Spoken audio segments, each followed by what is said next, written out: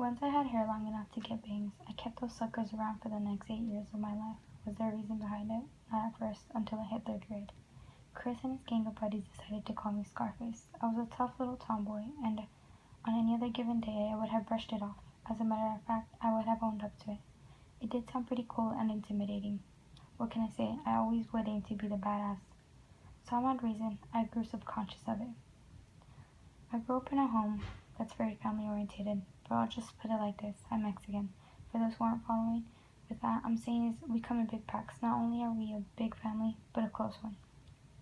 With that being said, the weekend was meant to have to get-togethers for no odd reason. In my family, the boys were more predominant.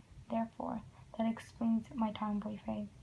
I did have 2 older girl cousins, but they had a different definition of fun than mine. You see, to them playing with Barbies was cooler than doing any wrestling match.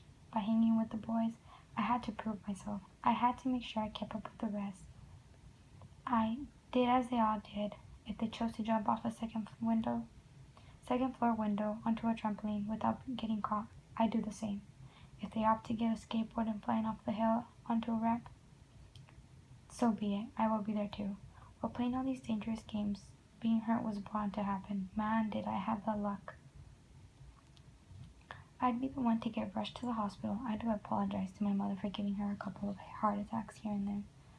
On one of those family get-togethers, I got rushed to the hospital, and after the accident, was left with a scar on the right side of my eyebrow. We had driven out to Wyoming, where one of my aunts had a beautiful farmhouse.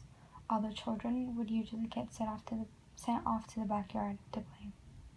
We had found a bright red Jeep. It's the one children could hop in and drive around. Driving around in it and use it appropriately was child's play to us. We managed to figure out how to make it risky as per usual. We had created a course with challenges at every turn. One of those challenges was my older cousin Danny. Danny was a big guy, so he decided it was fun if he would lift the front of the car and shake it until we fell out. If he had managed to stay in, he'd continue. The Jeep was built for 2 passengers.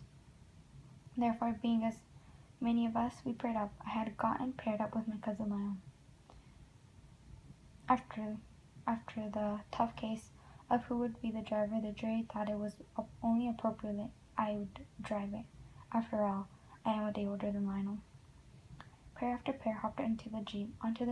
After watching as others traveled into the course, it was up to me and my teammate. We had hopped into the red Jeep and drove around the course like it was a piece of cake until we made our way to Danny. As Danny stood in front of the Jeep and lifted it, we both sat there laughing as he shook the vehicle. All of a sudden, the hood popped open and something hit my face. It was a battery. All the roaring from the crowd died, and the shaking of the Jeep stops. I lay there and don't move. I reach up toward my face and feel the blood stream down my face. I turn to Lionel and he loses it.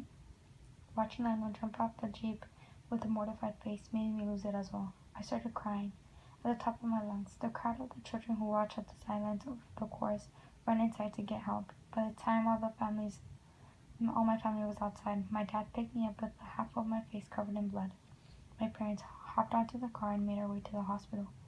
What went down in the hospital is something I can't remember. I just remember being told I was going to get a couple of stitches. By the time we were done, we had made our way over to my aunt's house once again. When I got there, all my cousins were waiting on me to see how I was. They felt terrible and tried to cheer me up. They also had noticed some of my eyebrows were missing. They made a game plan to go out and look for it. We all got our flashlights and went out in search